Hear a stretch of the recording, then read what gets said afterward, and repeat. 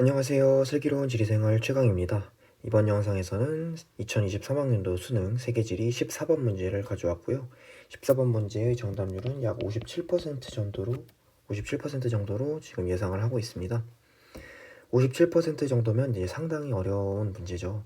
그런데 이제 정답률로만 따지면은 사실 5번이 정답률이 53% 정도였거든요.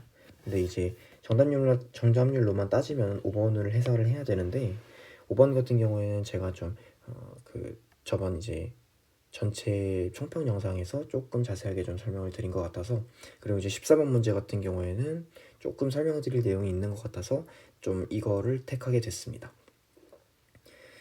그래서 좀 가보도록 하겠습니다.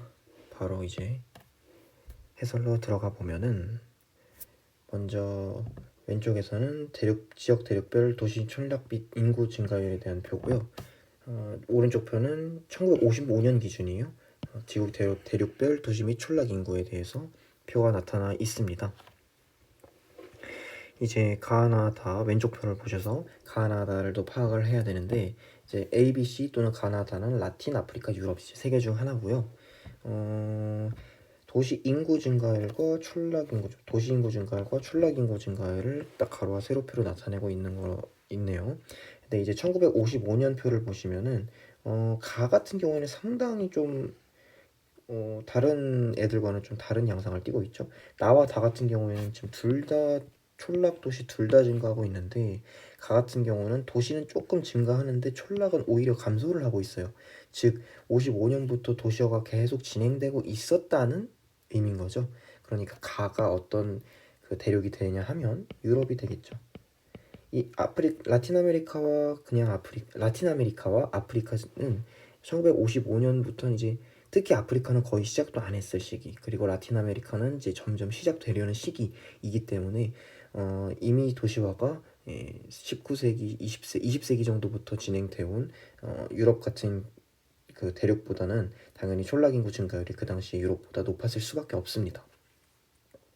네, 그에 반해 유럽 같은 경우에는 굉장히 오래전부터 점진적으로 도시화가 진행이 되었기 때문에 1955년 당시에도 도시화가 계속 진행되고 있었다. 그러니까 촌락에서 도시로 계속 이동을 하면서 촌락 인구는 증가하고 오히려 도시 인구는 계속 증가하는, 촌락 인구는 감소하고 도시 인구는 증가하는 그런 양상을 띠게 된 거죠. 그래서 가가 유럽이라고 빠르게 체크를 하셨어야 했고요. 가와 나를 또 비교를 하실 때 최근 또 자료를 보시면 2005년에서 2015년대 나 같은 경우는 촌락 인구 증가율이 음수가 됐고요, 드디어. 그리고 도시 인구 증가율도 1%대로 접어들었습니다. 하지만 그에 반해 다는 1955년이랑 다를 게 없어요, 거의. 촌락 인구 증가율은 거의 비슷한 양상을 유지하고 있고, 도시 인구 증가율도 거의 차이가 없어요. 그냥 1% 정도만 좀 내려갔을 뿐입니다. 하지만 나 같은 경우에는 1955년과 비교했을 때 정말 특히 도시 인구 증가율이 상당히 낮아졌죠. 그리고 촌락 인구 증가율도 양수에서 음수가 됐고요. 이걸로 미뤄봤을 때 아직도 지금 도시화율이 낮은 아프리카가 지금 다가 될 것이다. 그리고 1900년대 중반에서 지금 2000년대 들어서 굉장히 빠르게 도시화가 진행된 라틴 아메리카가 있다 라고 판단을 하셨어야 합니다. 이거는 솔직히 크게 어렵지 않았죠, 그쵸? ABC가 저는 조금 더 어려웠지 않았나 라고 생각을 합니다. 하지만 이것도 그렇게 크게 어렵진 않았어요. 물론 조금 쉽진 않았는데, 그렇다고 이건 정말 어렵다 라고 하기에는 조금 애매한 그런 난이도였습니다. 그래서 이게 주목하셔야 될 게 1955년입니다. 현재가 아니에요, 현재가.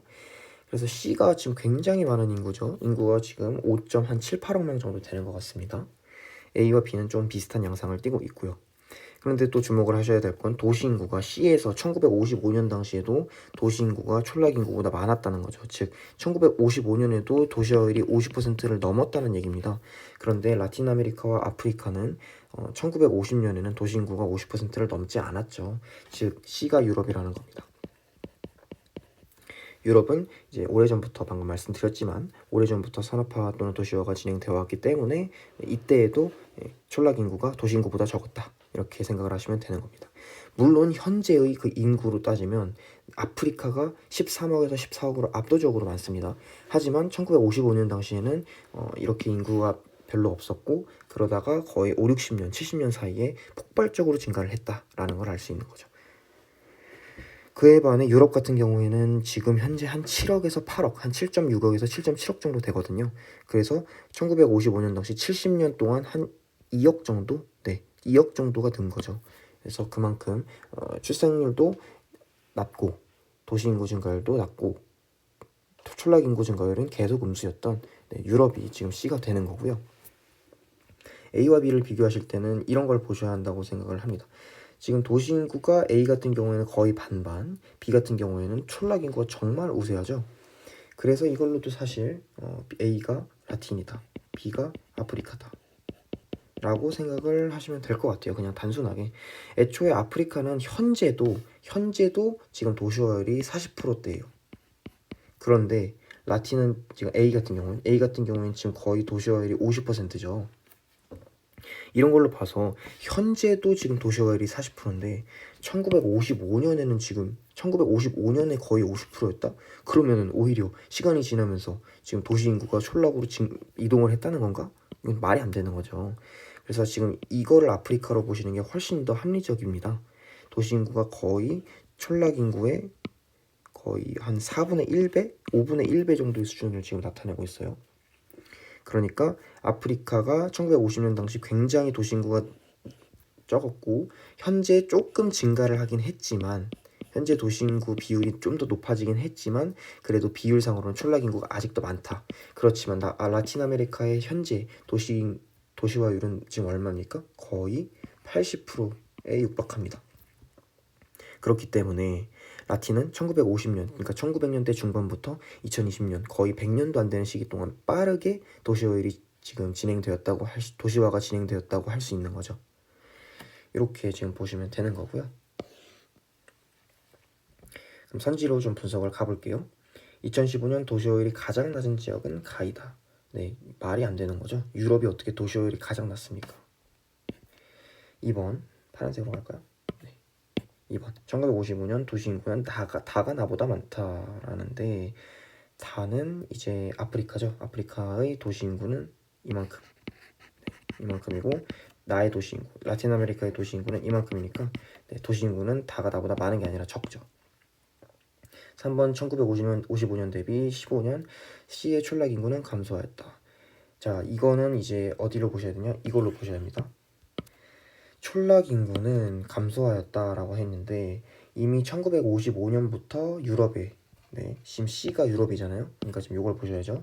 유럽의 촌락 인구는 이미 1955년부터 감소를 하고 있었고 지금 1955년부터 2015년까지 단 한 번도 양수로 올라간 적이 없습니다. 즉 유럽은 1950년부터 계속 촌락의 인구가 감소하고 있는 추세였던 거죠. 그래서 촌락의 인구는 감소를 한 게 맞습니다. 그래서 3번이 답이 되는 거고요.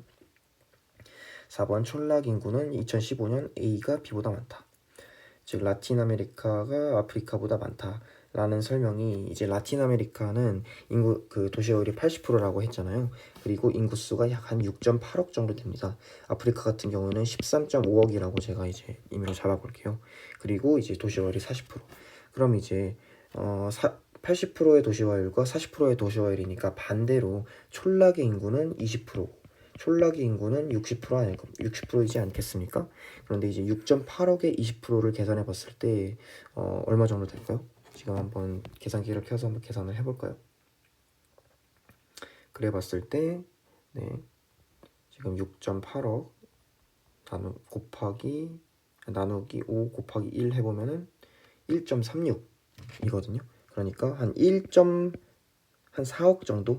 촌락 인구가 지금 이 정도 되는 겁니다. 지금 2015년에 촌락 인구는. 그리고 아프리카의 촌락 인구를 계산해 볼게요. 13.5억 나누기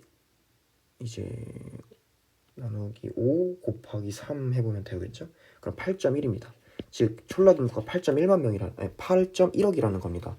그러니까 정말 압도적으로 아프리카의 촌락 인구가 많다는 거죠. 그러니까 A가 B보다 많은 것이 아니라 B보다 적다는 거죠. 그래서 사실 이렇게 계산을 안 해봐도 아프리카의 전체 총인구가 많은데 그리고 총인구가 많은 동시에 퍼센트까지 높다? 이거는 그냥 의심할 여지 없이 B의 출락 인구가 더 많다고 봐야 되는 거예요. 제가 계산을 한 이유는 여러분들께 그냥 가시적으로 설명을 해드리기 위해서 계산을 한 건데, 그냥 이 4번 선지가 나오면 아프리카, 라틴, 출락 인구 당연히 아프리카가 훨씬 많지라고 생각하고 바로 틀렸다고 치고 넘어가셔야 합니다. 5번 인구랍니다. 5번 선지를 마지막으로 좀 분석을 해볼게요. 1955년에서 2015년 인구 증가율은 CAB 순으로 높다. 네, 말이 안 되죠. 지금 유럽은 이미 도시화 산업화가 예전부터 진행되어 왔기 때문에 인구 증가율이 점점점 낮아지는 편이었어요. 1955년에도. 그러니까 C가 가장 많은 게 말이 안 되는 겁니다. 일단 이거부터. 그러니까 굳이 따지자면은 아프리카의 인구 증가율이 제일 높은 거죠. B, 그 다음에 라틴, 그 다음에 유럽, 뭐 이런 식으로 해야 맞는 선지가 될 수 있겠네요. 그래서 5번도 틀렸습니다. 그래서 3번이 답이 되는 거고요. 14번 난이도가 그렇게 솔직히 말씀드리면 계속 말씀드린 거지만 높지는 않았어요.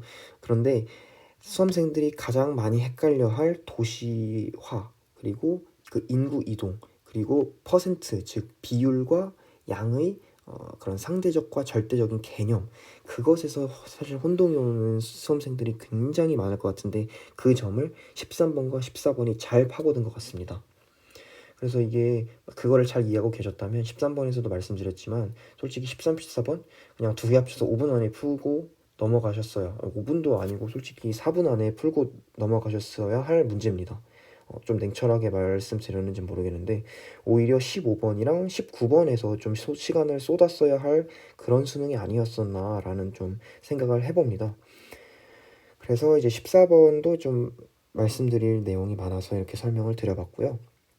저는 그럼 15번으로, 15번도 이제 세계지리에서 가장 어려웠던, 정답률이 가장 낮았던 문제죠.